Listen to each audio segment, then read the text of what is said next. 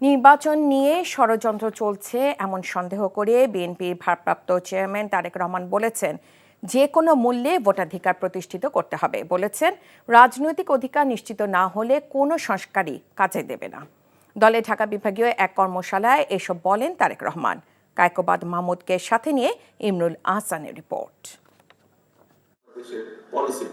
রাষ্ট্র মেরামতে বিএনপি ঘোষিত ৩১ দফা নিয়ে এই কর্মশালার আয়োজন করা হয়। সমাপনী অনুষ্ঠানে লন্ডন থেকে ভার্চুয়ালি অংশ নিয়ে মাঠ পর্যায়ে নেতাকর্মীদের নানান প্রশ্নের উত্তর দেন তারেক রহমান। ভবিষ্যতে ৩১ দফার আলোকে রাষ্ট্র পরিচালনা করা হবে মন্তব্য করে তিনি বলেন, প্রয়োজনে যে কোনো সংশোধনীও আমলে নেওয়া হবে। সংস্কারে বিএনপির দেওয়া প্রস্তাব প্রান্তিক পর্যায়ে পৌঁছে দিতে কর্মীদের পরামর্শ দেন তিনি। আমরা যদি জনগণের চাওয়া অনুযায়ী চলতে পারি, ইনশাল্লাহ আগামী দিনে বিএনপি সরকার গঠন করবে এবং এটা সবকিছু নির্ভর করছে আপনারা আজকে যারা উপস্থিত আছেন আপনাদের উপরে নির্ভর করছে আপনাদের নেতৃত্বে যারা এই দলের রাজনীতি করছে তাদের সকলের। সকল পর্যায়ে জবাবদিহি নিশ্চিত করাই বিএনপির লক্ষ্য উল্লেখ করে তারেক রহমান বলেন, ভোটাধিকার প্রতিষ্ঠিত হলেই তা কেবল সম্ভব। ভোট প্রদানের অধিকার, যার জন্য আমাদের হাজারো সহকর্মী গুম হয়েছে, খুন হয়েছে।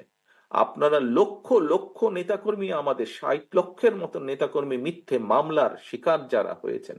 আমরা যে কারণে যুদ্ধ করছি এই দেশের মানুষের ভোটের অধিকার, কথা বলার অধিকার প্রতিষ্ঠা করার জন্য।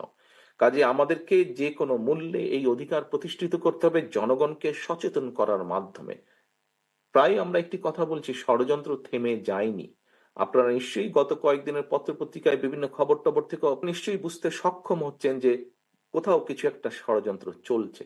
রাষ্ট্র সংস্কার ইস্যুতে তারেক রহমান বলেন, জনগণের অধিকার নিশ্চিত না হলে কোনো সংস্কারই সফল হবে না।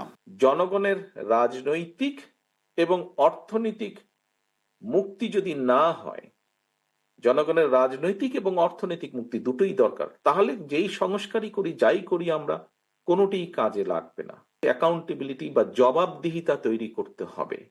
যার যা ইচ্ছা করে চলে যাবে সেটি করা যাবে না। সেটা যেই হোক, সরকার হোক, বিরোধী দল হোক, যে কোনো রাজনৈতিক দল হোক, প্রত্যেকের একটি জবাবদিহিতা থাকতে হবে জনগণের কাছে। জবাবদিহি না থাকায় বিগত সরকারের আমলে ডামি নির্বাচন, মধ্যরাতের নির্বাচন ও অর্থ পাচার হয়েছে বলে মন্তব্য করেন বিএনপির ভারপ্রাপ্ত chairman. Imrul Ahsan, NTV news, Dhaka.